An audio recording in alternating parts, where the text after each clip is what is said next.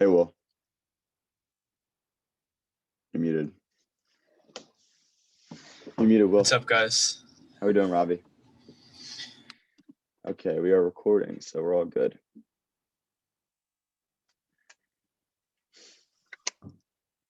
How's your guys' wellness day? Pretty good. Yeah. Get anything productive done? No, I kind of just took the day off. Yeah, I don't blame you. That's awesome. I did some stuff. I was working on homework and catching up on stuff. So nice to not have any classes though. So Yeah.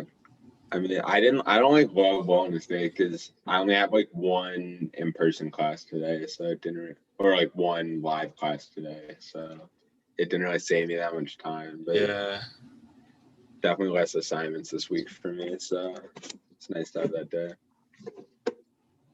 Guys, What's up, Cole? I have spent probably an hour and a half over the last week trying to figure out how to get my AirPods to connect to this laptop.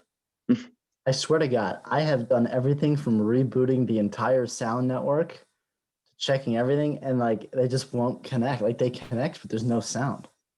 It is the most frustrating Really? thing in the whole world.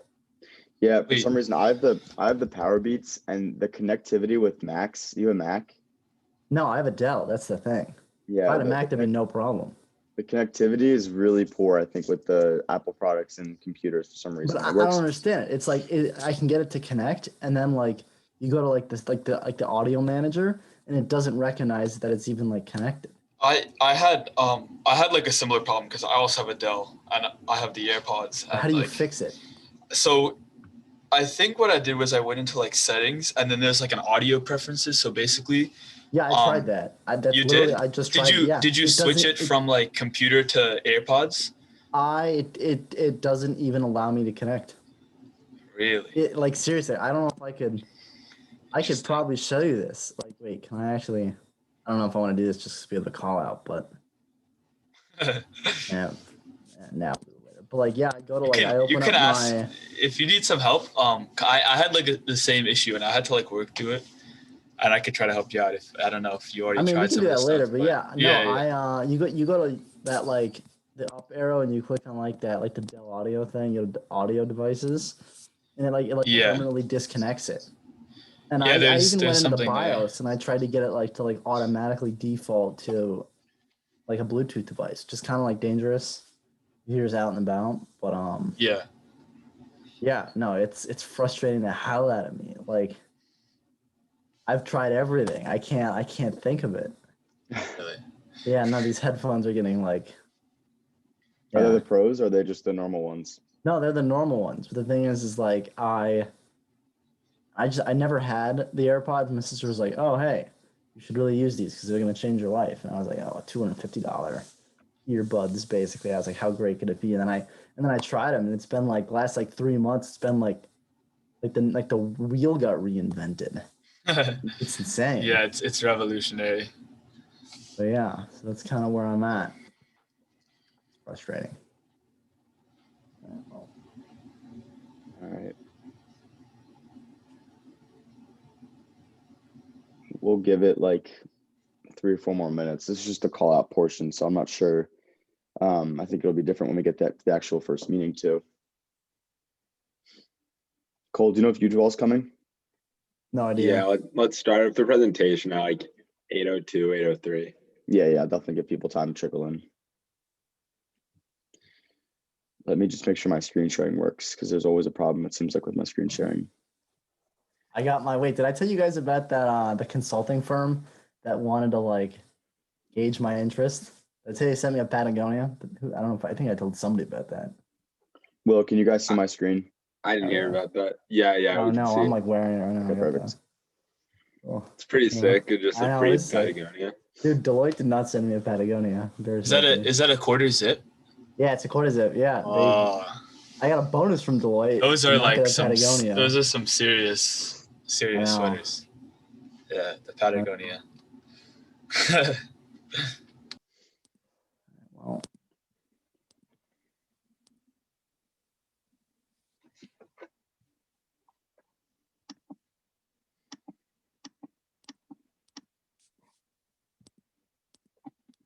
All right, we'll give it 2 more minutes and then we'll start. Yeah. Do you think that a lot more people are going to come to the first meeting, I or? think so, because I hope that a lot of the members that are still in the club were from last semester as well. So they're probably just not coming to the call-out meeting. That would make sense. Yeah.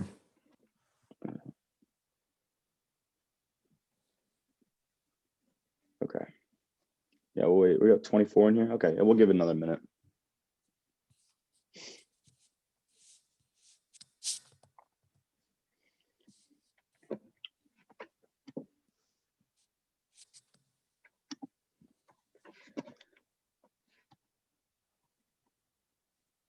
Does anybody else's computer lag when you're screen share?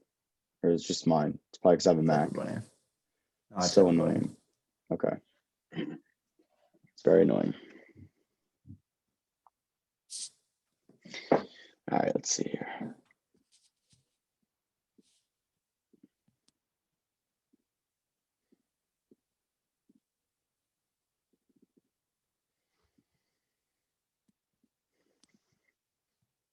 Will, are we tracking attendance for the call out, or are we just start tracking for the first meeting, do you think? Let's just send the attendance link right before we start the First Yeah. meeting? Yeah, that's a good idea.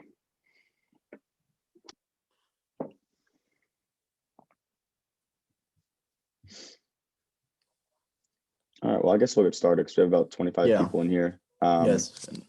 All right, well, perfect. All right, well, welcome everybody. Thank you for coming and spending your Tuesday evening and your wellness day with us. We're thrilled to have everybody. We're excited for the new semester. We have a lot planned. I'm super excited. Anybody of the executive team, feel free to jump in if you want to add something throughout the entire call-out meeting.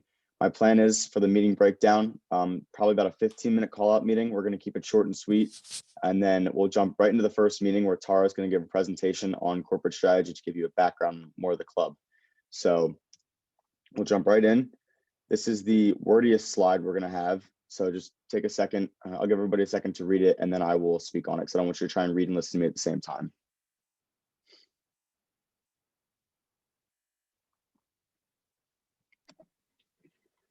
Jake, I don't think we could see the next slide. Oh, why does my it never works, bro? Can you share your screen? Because it never works for me. Go ahead. I just need to pull it up real quick. No worries. Sorry, for some reason my screen sharing never works, and I don't get why.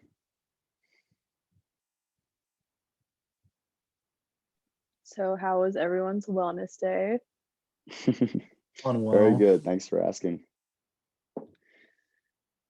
I hope we did nothing. It was a very relaxing day. Perfect. Thanks, Will. Okay.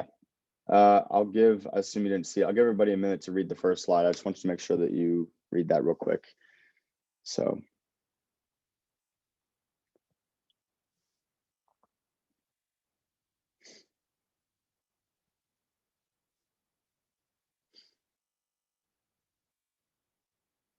Okay, I'll jump in. So obviously we're going to be having bi-weekly meetings on Tuesdays, 8 to 9 p.m. That's going to be the same time every other week via Zoom.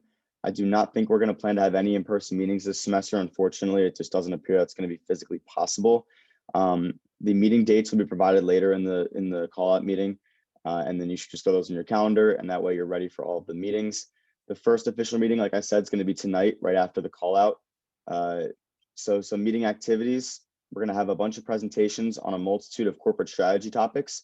So, for example, Tara is going to give a presentation on corporate strategy. I'm going to be giving a presentation on consulting and the case interview.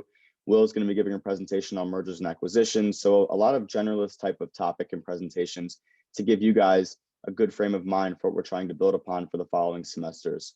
We're going to have a couple guest speakers. One of our advisors, who's a senior, is on the call right now. Cole, he's already spoken.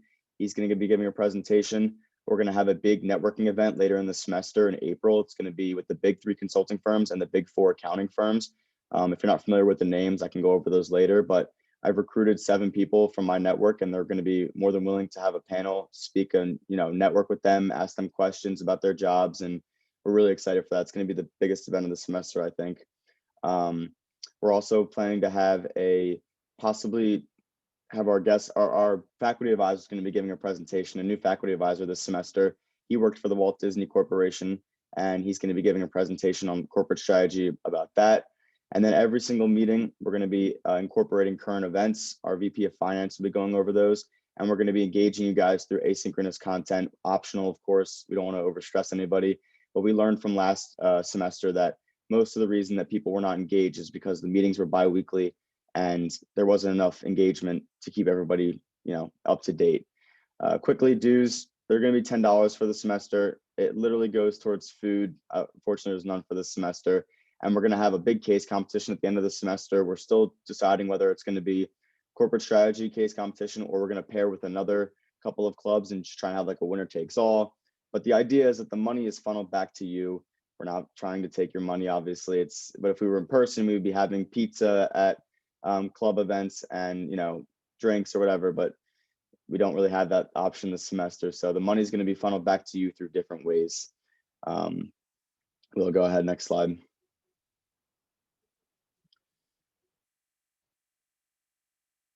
So if you're not already in the GroupMe, please take a picture of this. We'll leave it up and we can go back to it at the end if you don't get it in time. We're going to have our primary communication is going to be through the Be Involved page. Our VP of Marketing's been keeping that up to date very heavily. Our GroupMe, we're going to have an email distribution list and our club Instagram account. Abby, if you want to send the IG handle in the chat so people can follow that, that'd be great. If you're not on the Be Involved page, please request to join it. And that way we can put you on all of the marketing campaigns to make sure you're up to date with everything. Tara, if you want to send your email in the chat as well, people can reach out to you if they're not on the email distribution list or if they want to be on the just kept up to date. We'll go ahead, next slide. If you have to come back to that GroupMe at the end, I will make sure that we do if you don't get that in time. So Abby just sent the Instagram, that's the @corporate strategy club at IU, and then that's Tara's email. So what is corporate strategy? I'm not going to go into too much depth about it because Tara's going to be giving a presentation following this meeting. So we will cover essentially why corporate strategy is important to you, and she's going to build off that in her presentation. And then go ahead, Will. We're also going to break down why it's important through 3 primary pillars: business efficacy, critical thinking, and interviewing. So the first one we'll look at, one more click, Will. The first one we're going to look at, there we go, we're going to look at business efficacy, which is essentially the power to produce intended results. And to build, your frame of mind and think like an executive, we're going to look at current events each meeting. We're going to talk about making intelligent business decisions through discussions. And we're also going to bring in a host of guest speakers and keep you interactive throughout all of the meetings to help you build your networking skills, hear from professionals, and help you guys overall just really work on your business efficacy skills. We're also going to talk about critical thinking, which is a key soft skill that's needed in every job in the world. You'll realize that once you get older, when you start interviewing and you start preparing for jobs, all of that critical thinking is one of the most important soft skills there are. So we're going to look at complex business cases. We're going to teach you how to think in a certain framework. And we'll also obviously build your industry analysis through a bunch of different presentations that cover different industries. And finally, we'll look at interviewing this semester. I'm going to be giving a presentation on case interview practices, and hopefully through networking, you're going to build a highly achieving network that can help you prepare for interviews down the road. Go ahead, Will. So let's meet our executive board. As a quick little caveat to that, we do have a very young executive team this semester. I'm the club president. I'm a sophomore. I'm studying economic consulting and business analytics, and I'm minoring in economics. On campus, I'm the vice president of my fraternity. I actually had to just leave chapter early to attend this.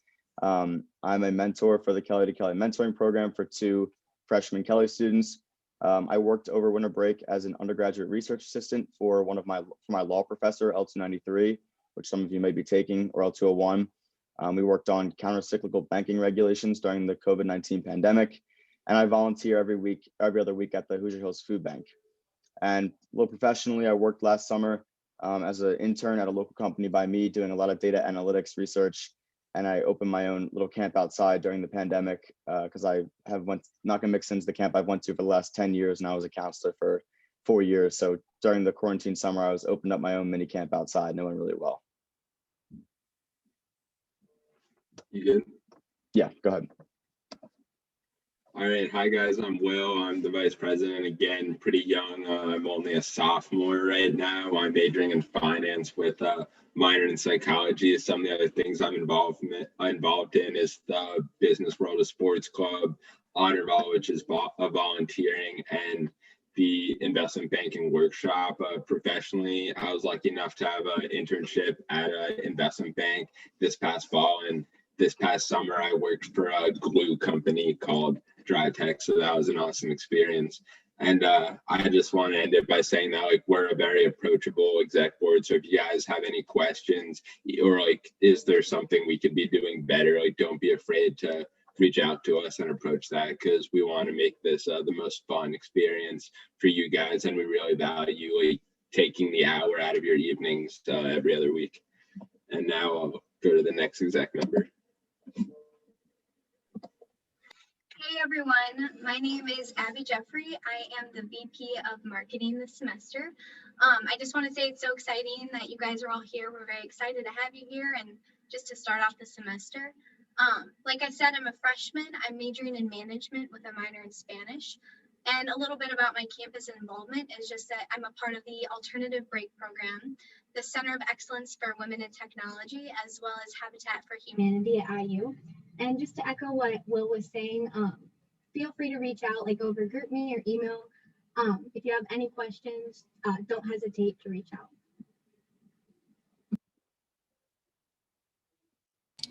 What's up, guys? My name is Ravi. I'm the VP of Finance this semester.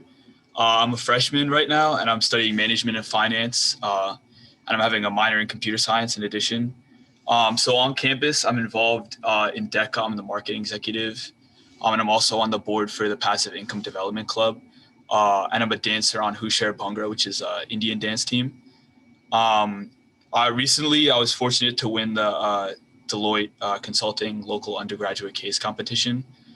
So we're moving on to the national round now to compete against a few other participating schools. And I've done some seasonal involvement delivering packages for the UPS and also at Dunkin' Donuts. And I've done a few summers of molecular biology research in a lab in high school. So if you guys are interested in science, you can reach out to me. But yeah, as everyone else said before, we're always open if you guys, want to talk or have some questions about the club that you'd like to talk to us about. Please just, reach out and let us know. And excited to work with you guys this semester.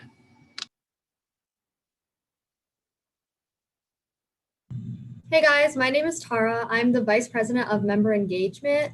A little bit about me, like Ravi and Abby, I am a freshman. I'm majoring in finance and econ consulting with a minor in computer science. And on campus, I'm involved in Women's Financial Association, a Kesey club called Trockman, and the Adfectus House Council as a member of the JLLC. Professionally, I am currently interning at Indigenesis, and then over winter session, I interned at Eagle Investors, and then in high school, I was a tutor. And then just like Abby and Robbie were saying, reach out to me if you have any questions, especially in relation to getting information from the club, because I do send out a lot of those emails.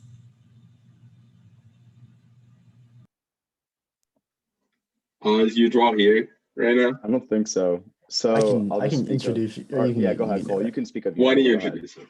Yeah, so this is Ujwal. He's he actually was our former club president. He's now just an advisor, like me. He's really involved. He does a lot of case competitions. He's like worked for EY as like a remote tax intern. He's going to be interning at PwC in Chicago.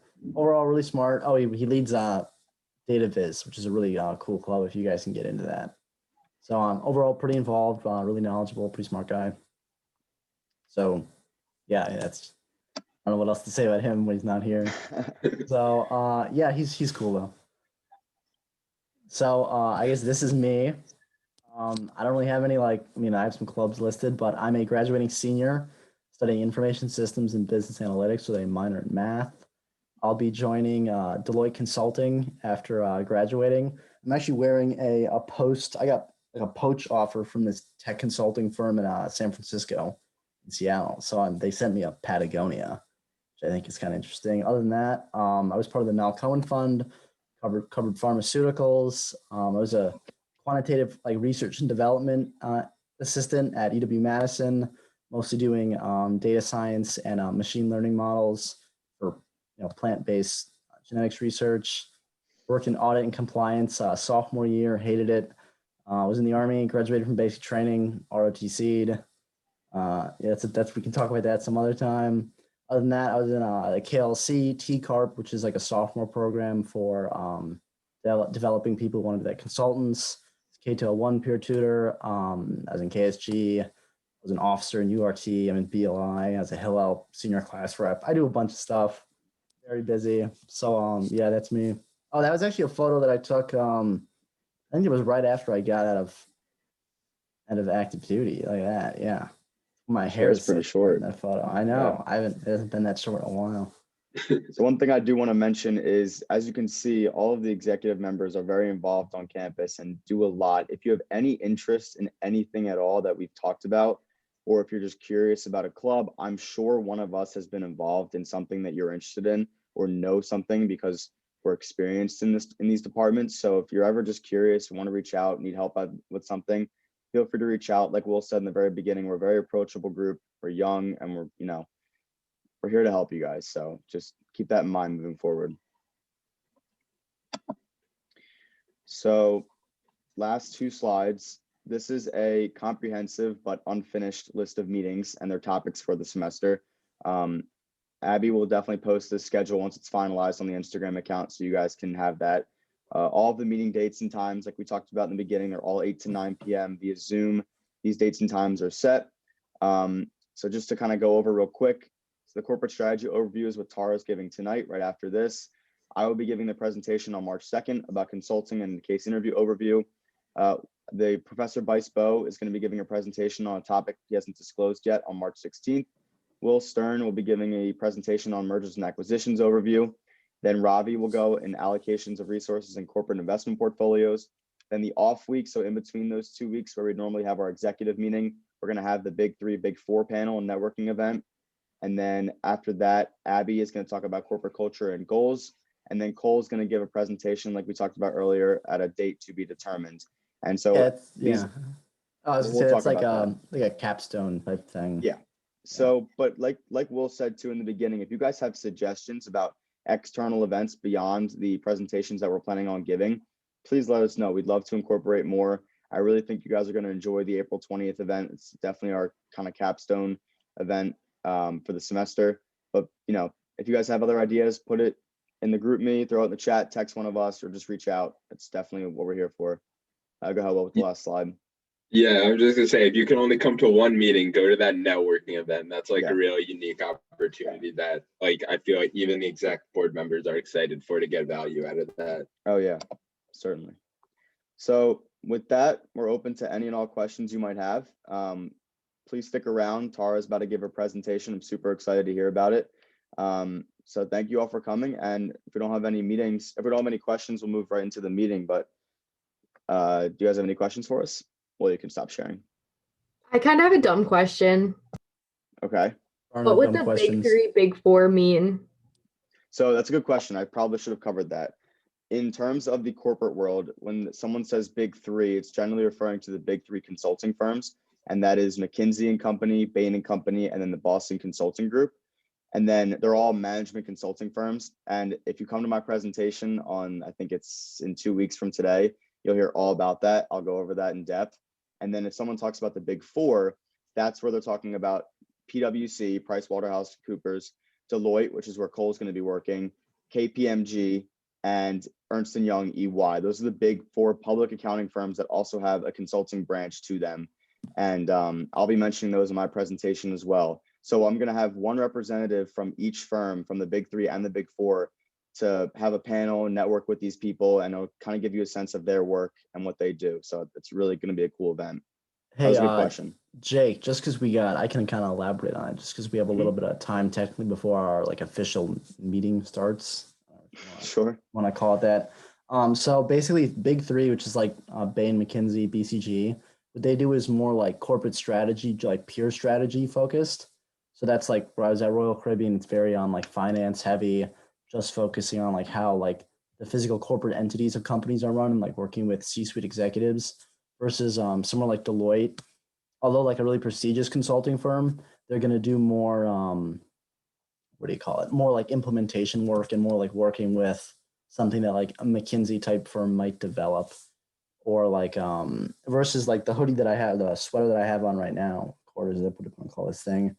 They do like the full stack. So they do everything from like the strategy to the implementation. So yeah, so there are all kinds of different firms that do different things, and they're all like the big four and the big three. Like I think there's a significant difference between like what they do, although they do have a lot of overlap. So yeah, definitely when you guys go to that like networking session, I think that you will see that there's a much different vibe from what you get from people that go big three versus people that go to the big four in terms of like personalities and also like what they do. So yeah. Good question. Anybody else have any other questions before we move on to the meeting? And Will, could you drop the attendance sheet in, because we'll start that as soon as the meeting starts.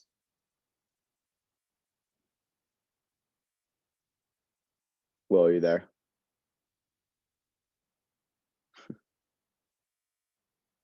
Will? It looks like I can hear you. Well, I'm not sure if you can hear me. Will, I'm cutting out. Oh, okay. Would you mind sending the attendance? We're going to start the first meeting in a minute. Can you guys hear me? Yeah. Will. Jake, Yeah. I have another form. Do you want me to send that in the chat? Yeah. Do you have the attendance form? You could just Oh, send yes. it back.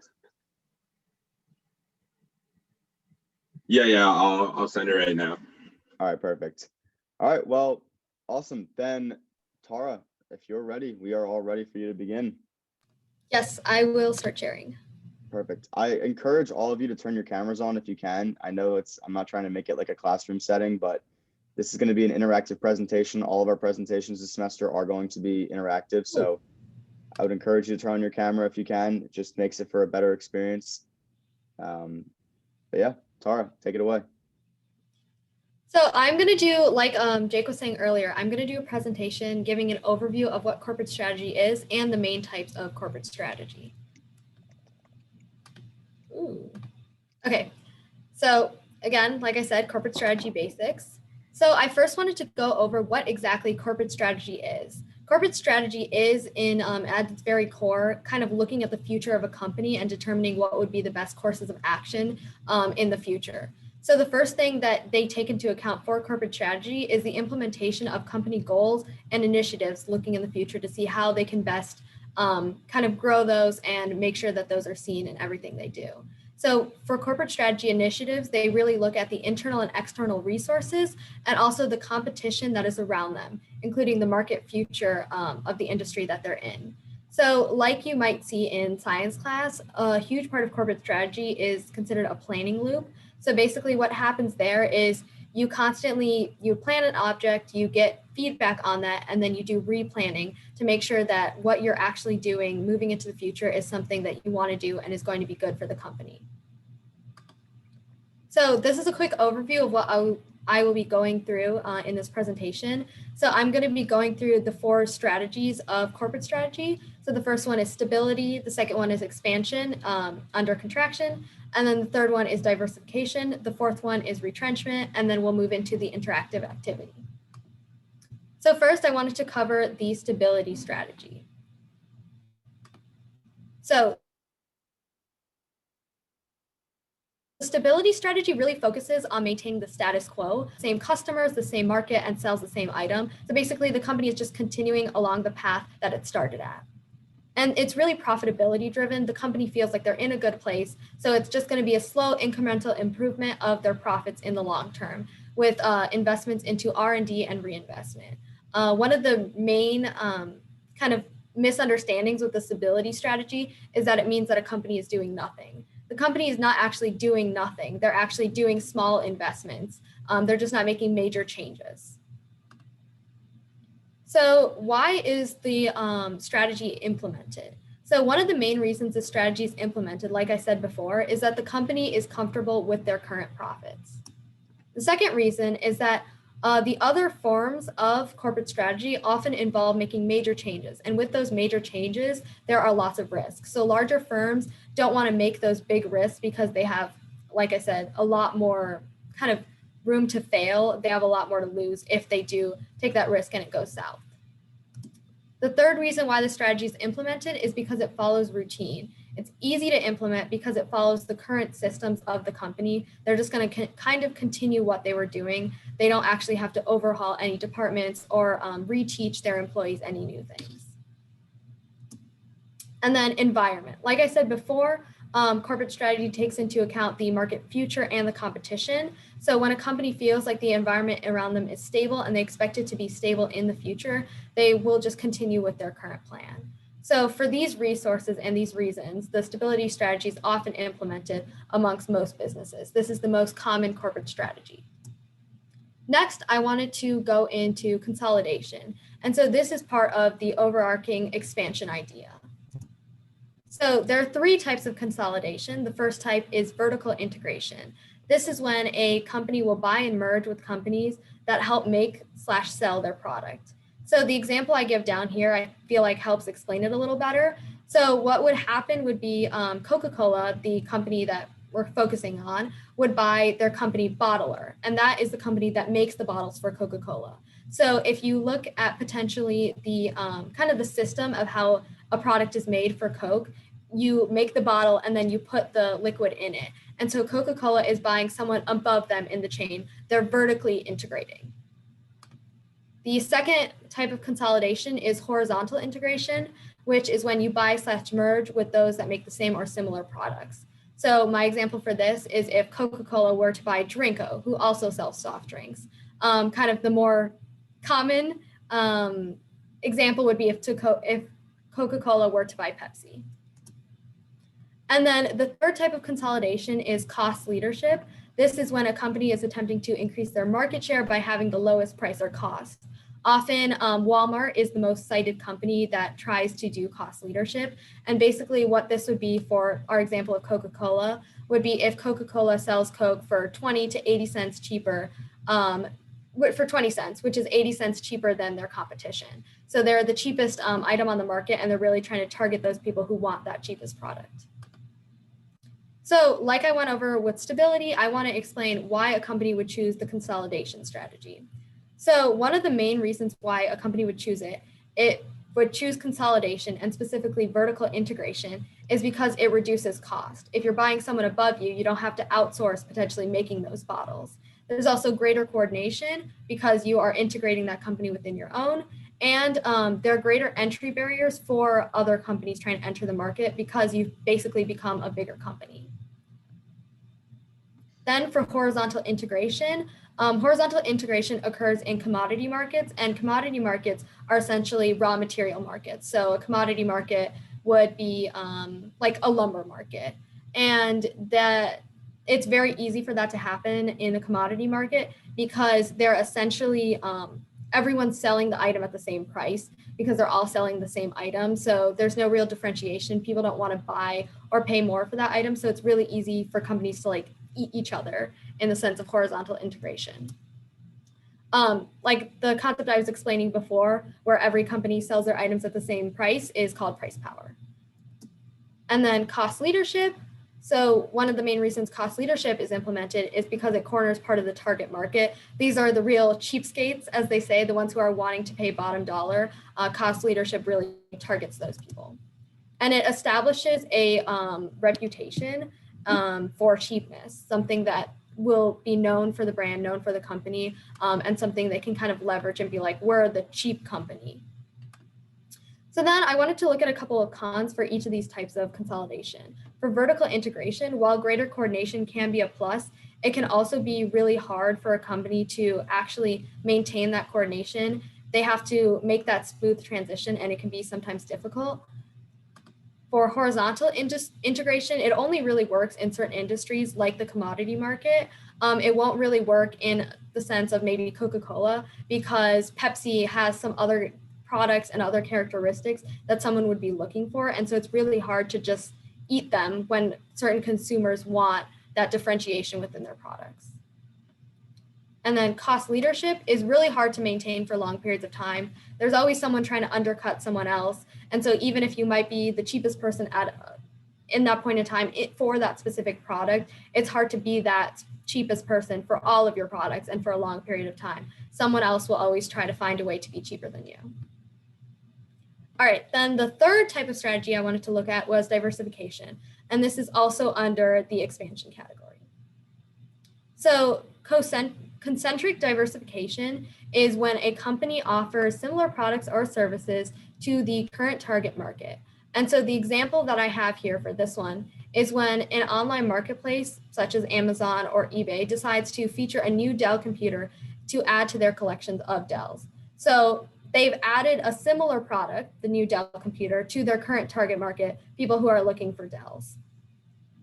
Then horizontal diversification is when a company would be offering new or unrelated products to the same businesses or markets. So the example I gave for this is an industrial paper company decides to sell pencils as part of their corporate package. And so a big part of this would be that they're offering an item that is somewhat related because they're able to target the same businesses or markets, but it's really different because it's not, they were focused on paper and now they're selling pencils.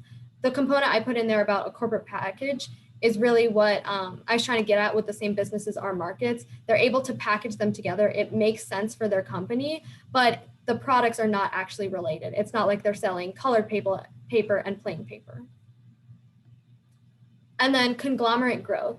This is when a company is going to add products that are unrelated to their current business and sell them to new markets. So this is going to be kind of basically an intersection of horizontal diversification and concentric diversification. You're really doing the most new things here. A company that would be making books might decide to expand into entering the blanket market because they feel like that market would have a lot of opportunity for them. So they're really just kind of going into left field, going completely out of their current zone. So then I wanted to go over, why do companies diversify? So one of the main reasons companies diversify is market vulnerability. The company doesn't want to potentially have all of their eggs in one basket. So this is kind of shown with conglomerate growth, because a company might be looking and saying, oh, we sell books right now, but is that really kind of the best? Like if the book market is all moving to ebooks, is that really where we want to be in the future? Maybe we want to be in the blanket market. And so then they're going to feel like their market is currently vulnerable and they want to move out of it. The next reason is going to be industry uncertainty. So this mainly has to do with if there are many opportunities in other industries. So not only do they feel their own industry is suffering, but they might feel like, okay, the blanket market has a lot of industries, has a lot of potential, let's move there. So they feel their own market is vulnerable and want to move to one that is less uncertain. Third reason is surplus resources. Often companies will take the waste product of their current manufacturing system and use that to make something else. So if you are a lumber yard and you have a lot of sawdust at the end, you can potentially use that sawdust to make something like, I don't know, a pencil. And then that would be you using your surplus resources, and you're diversifying out of the 2x4s you might have been making previously. And then the last reason is going to be power of combination. So this is basically going to be synergy. When a company expects the new venture to combine with their current one to produce something great. So this kind of can be in the example of the industrial paper company who wants to sell pencils. They feel like the pencils and the papers can go well together and make that corporate package that a lot of people will buy and be interested in, and they can be the ones who are supplying that package. Okay, then the fourth strategy I wanted to go into was retrenchment. So retrenchment is the defensive strategy of the four I've kind of talked about. It's really going to be redefining the entire business, or at least part of the business, and it often reduces the pace of activities. this is when a company is really going to have to take the time to reevaluate themselves and retrench themselves. So the examples that of retrenchment would be if a company were to lose a product that they potentially found defective or not selling as well, lose a market, narrow their target market, kind of concentrate on them more, or lay off workers. So like I was saying a little bit before, a company might choose retrenchment because of poor performance. The company is doing poorly and it needs to reevaluate its current position. It doesn't feel like it's in a good place and it wants to improve that. The second reason why a company might choose retrenchment is stakeholder pressure. So this would be if outsiders of the company, stakeholders, people who have an investment in the company, potentially stockholders or employees, they may be asking the company to increase their profits because they feel like while the company may be doing good things, they're not producing that for those stakeholders, and they would really like to see that. Okay, so now that's enough of me talking. We're gonna move into our interactive activity. I'm gonna check the chat. I'm not really sure what's been happening there, just in case anyone have any questions. But yes, if you have any questions, feel free to speak now before we get into the interactive activity, because that's gonna be more discussion based on what we learned.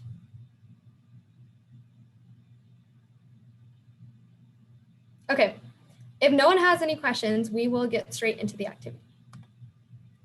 So this is gonna be the scenario that we have. Company A sells shorts and has extra strips of fabric left over from their manufacturing. All textile industries are experiencing a boom. So the main question I'm gonna pose to the crowd would be, what would you say is the best strategy of the 4 that we've learned would you think work here? So I will just repeat the 4 for you. We have stability, retrenchment, diversification, and consolidation. And anybody can volunteer what they think is the answer. Diversification. Yes, that is correct. So I wanted to open it up before we move on to the next one to kind of, what do you think would be the best opportunities for the company? Like, what would you, I guess, say the company should do in this situation with the information you have?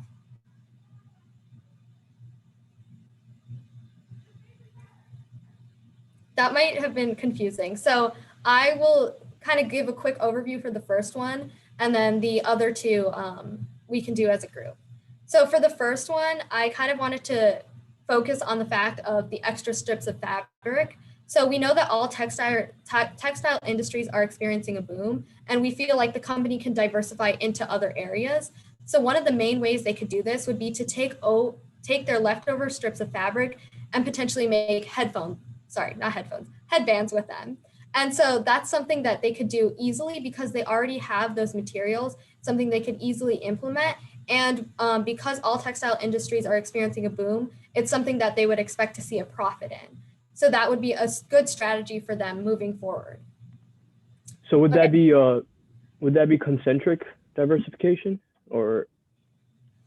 They would be selling a similar product into the current industry. So I would say yes, because they are attempting to probably sell them to the same people. If you look at Gap, Gap is going to be selling shorts and headbands, and that would be kind of their target.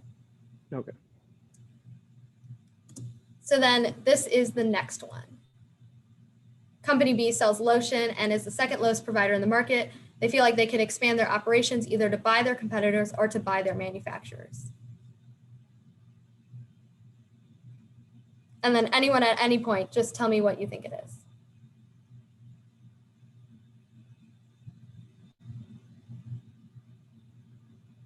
Or maybe send a poll out. Can you do that? You're a host, right? I feel like I should be able to, but I'm not sure how to. No, the poll technology is tough. Is it really? It would take you a few minutes to. If everyone just wanted to send their like best guess in the chat, we could do that too. Yeah. That's true. You could do that. That's a good idea. I mean, it might even be worth it to could maybe like go over some of the other like what the topics are, like that might be used if people want that or need that.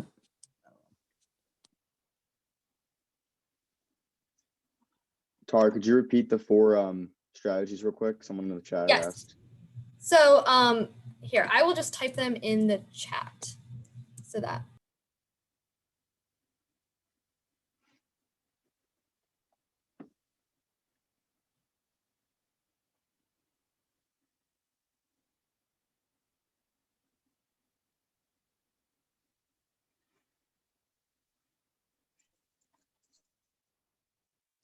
That was not supposed to be 4 messages. I'm sorry for that.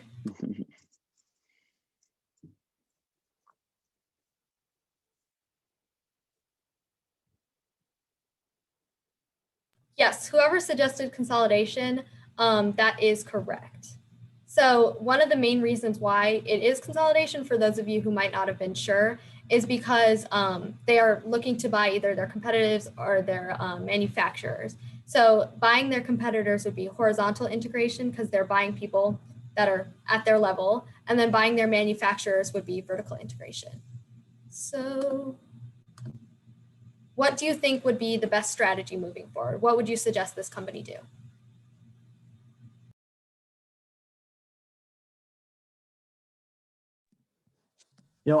Tara, I guess when you say lowest provider, do you mean like they have the second lowest like market share? No, second lowest price. Oh, second lowest price. I almost think like, well, at least in my opinion, like, yeah, okay. If someone else has something to say, then definitely go ahead. You can go first, Cole. I was gonna say maybe vertical consolidation might work on this one because buying your competitors might be costly, but you could buy your manufacturer and somehow what would they buy though? What would a lotion company buy? Well, like in the example of Coke, they could buy their bottler, Okay. or if they're outsourcing certain parts of it, they can just buy those people, like potentially their trucking company, just random things above them that are manufacturing. Yeah, and I to build off that, I think an interesting point to make is that if they have the second lowest price, that means that they're basically at the bottom of the barrel price wise in the market. There's a really good opportunity for them to like diversify into selling like other branded lotions that are like more expensive. And I think a good example of this is you guys know like the company like Rolex, which is like owned by Swatch and all that stuff. The same company that owns Rolex also makes like Tissot and like Omega and like a bunch of other budget watch brands. It's actually mostly the same parts. So what they did in that case is because they have like the highest prices in the industry, maybe except for like a few other watch manufacturers, they use the same parts because they can produce parts a lot cheaper if they make a lot more of them, and use those same parts and just stick them in watch brands that are a lot less expensive. So if you're into watches, you essentially know that for the most part, when you buy a watch, you get the same product as a Rolex, but you don't have to buy, like, you have to spend Rolex dollar value. And that's one way that they can sell a lot more watches and like maximize the value of their supply chain. So I think that's like an option that if you were thinking about diversification, that's another really obvious one. Yeah, I think like based on what Cole was saying, basically what he was suggesting is that they expand the markets they're targeting. Maybe they're targeting the cheap consumers right now, but they can move into luxury lotion or things like that. And that can be really interesting for them because they can reach new markets and sell more products. And then I wanted to address a question in the chat. They could possibly purchase both a bottler and a soap company, but it is very hard for a company to do both at the same time. Often these purchases are millions of dollars and a company doesn't have resources to do both at the same time. So you won't often see that. Also often, yeah, that's mainly the main reason. It's expensive and the company has to work on assimilating those two into itself. And so if you were to purchase a bottler or a soap company, they're gonna have to change everything in their whole company. And that is a lot of changes and a lot of money. Yeah, and to kind of go off of that, I would say that probably the biggest expense out of those two, or the biggest problem that those two situations pose, is that it's actually really hard for companies that make a certain product to actually buy another company and then have all the expertise about doing whatever that other company does. So oftentimes you'll see like a lot of companies that try to do vertical integration, it fails because they don't understand how to, like, if they make cars, they don't really understand the process behind making like individual, like, springs. It's just a completely different product, and they have different like systems and knowledge bases. So yeah. Hey guys, are you able to hear me? Yeah, we can hear you. Yes. I have a quick question. For this question, consolidation, how it works in reality. Let's say if I'm working for Chrysler, and then if I'm going to buy some plants for $2 billion from General Motors, and then their profit line, like their top line profitability, it's around like maybe 600 million. I'm investing 2 billion, then I have to run my plant and then pay my labor and take care of other expenses. So most often, this kind of integration or consolidation fails in capital intensive industry, and it works well for companies in IT. Maybe a fintech company, let's say if Amazon is acquiring some companies in this serial acquisition strategy, then it's going to help them scale, and then help them leverage and diversify into other areas and consolidate different product platforms. So I'm kind of stuck applying to all industries. Is it applicable to all industries, or it's going to be case specific code? Can you share your thoughts? I mean, I think it's it's case specific to some things. I think some companies are a lot, they're just a lot. It's a lot easier to merge certain companies, whereas it's like, products. If they're making the same product, they're in the industry is only so big. Relatively speaking, you're going to get a lot of synergies. I mean, when it comes to like administrative things, it's really easy to like only have one like accounting department or only have one CFO. But when they make things that are just dramatically different, that's usually when like the problems start to arise. If you have one fintech company and they buy another fintech company, there's usually enough knowledge base at the existing company to kind of know what they do, especially if they have relatively like similar levels of like technology. A lot of times, like the technology of these companies, when they merge together, it's really hard to like combine the two because they just don't talk to each other. So yeah, I would say it is very specific. I would think that like it would make no sense for a company that makes I don't know, water bottles to buy a company that makes I don't know, like video game controllers, because they both like use plastic. It's just it's two very different products, and a lot of times like the synergies might be there, but they're not totally there to the point where it justifies a lot of the goodwill or like the uptick in valuation that comes with buying something at a market premium, especially if you're in like in a rising economic environment. So I think that, yeah, in short, like it is really specific. Usually though, a lot of mergers just don't work. I know for a certain like Bank of America, I think they kill something like 80% of their mergers. Or like companies just like fail. They just like dissolve them completely because they're just really bad at integrating things that they buy. So yeah, I think it is really specific. And I'm definitely like Will, who's I think in the investment banking workshop. If he, once he gets like his internship and he starts to like learn more about that stuff, and he's even like working, I think like he can maybe even comment on this now. It's mergers fail all the time for all kinds of different reasons.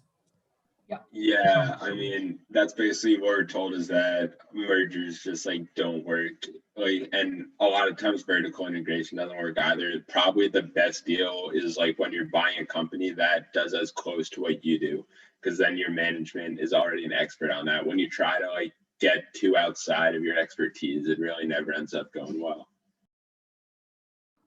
I think on the vertical integration side also, a company often looks at their expenses and sees what would be best for us to outsource. They really, they look at, okay, we're going to pay the company this much. If we were to fold that into ourselves, how much might we be paying our employees? How much might we be paying for the computers, things like that. So really doing that comparison in cost, if you're folding in a vertical integrate, if you're vertically integrating, just comparing those two costs can be very important for a company to see whether that company would be better outside of the company versus inside of the company.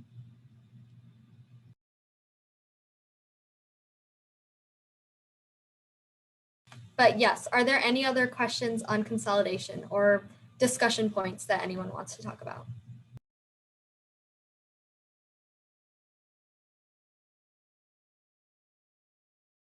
Okay, if not, we can move on to the third situation. Okay, Company C sells casual clothing, outdoor wear, and home linens. Their profitability has been poor in recent years, and their home linen department is not doing well. They wish to cut costs. So what strategy do you guys think would work best here? Either put it in the chat or just say it out loud. Probably time for retrenchment.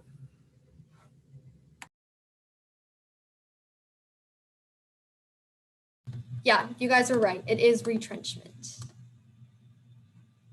So what do you think would be the best course of action for Company C, like specifics wise, under the retrenchment strategy?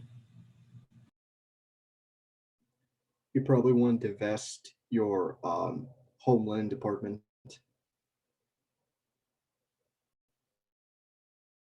Yeah, I think that's a great answer. There's so many companies that do things that make absolutely no sense because they did it at one time and like the market's just totally pivoted away from that.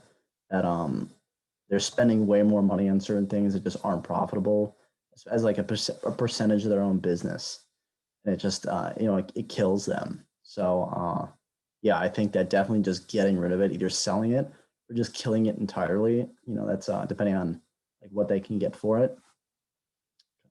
Yeah, that's exactly right. And I think kind of going off of our previous discussion, it's interesting to see here that Company C is selling two basically clothing items and then home linens, and that might be why they're doing poorly. Like they're very focused on one thing and then they've branched into something else at some point in time, and that item is not doing successful. And so it may be that point in time where you need to evaluate like what is the direction our company is going in, and why do we do that diversification in the first place? Like, was that a good idea?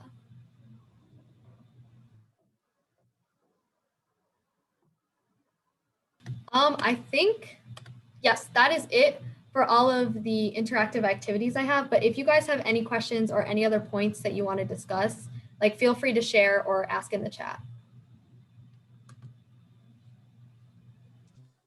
Tara, is this the end of your presentation? Totally. Yeah. Okay. I think Jake can probably like I assume Jake was gonna ask this question. But if you guys have any like questions about the club or like what we do here, or like I guess a lot like Tara. Yeah, shoot, yeah. Sorry. I was just wondering what would be an example of like why merging would fail? Like a more specific example. Yeah, sure. Oh, wait, who's the question for, Will? Go ahead. No, you can take it, Will. Oh, I was just gonna say in the 80s, RJR, which is a cigarette company, merged with Nabisco, which was obviously a cracker company. And this really ended up being a disaster because people boycotted buying the crackers because they're against the health concerns of cigarettes. So something that like seemed like a good idea to make this massive company. The cigarette portion ended up really killing sales in the cracker portion, which could have been completely avoided if those companies never merged.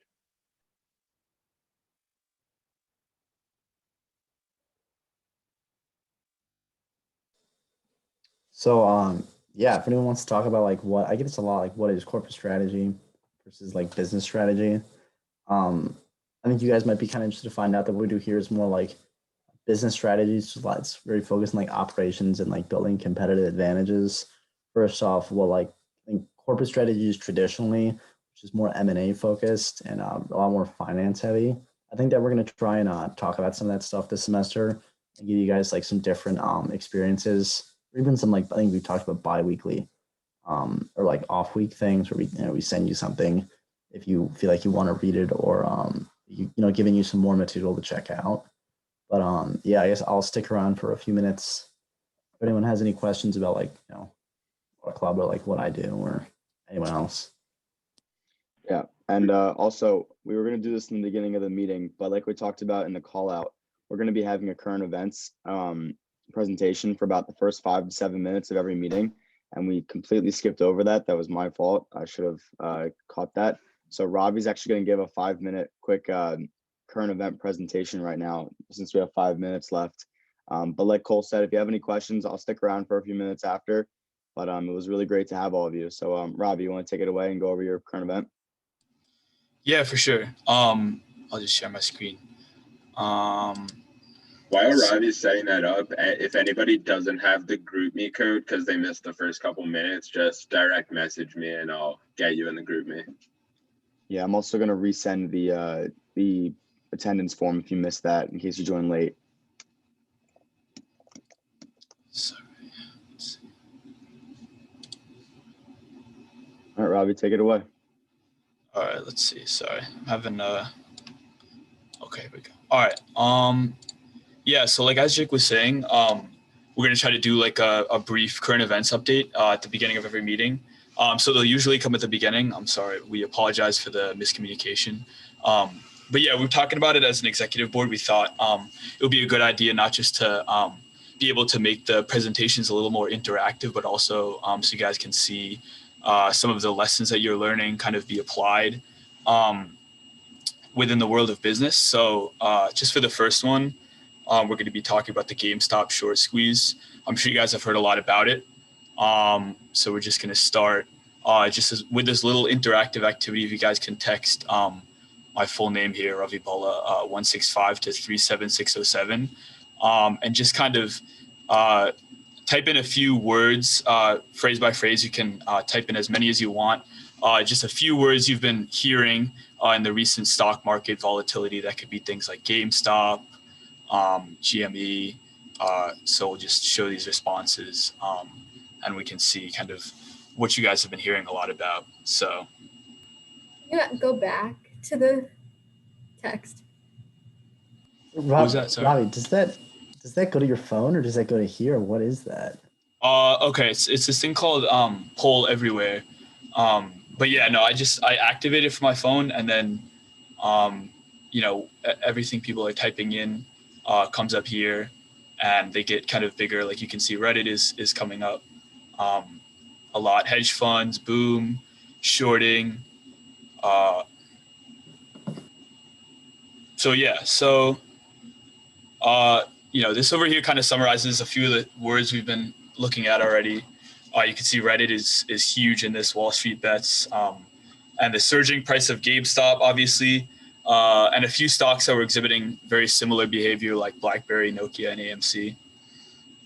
So we'll talk a little bit about the mechanics behind it. So we're not completely familiar with how much you guys are familiar with the stock market, but we'll go over some basic mechanics just to start.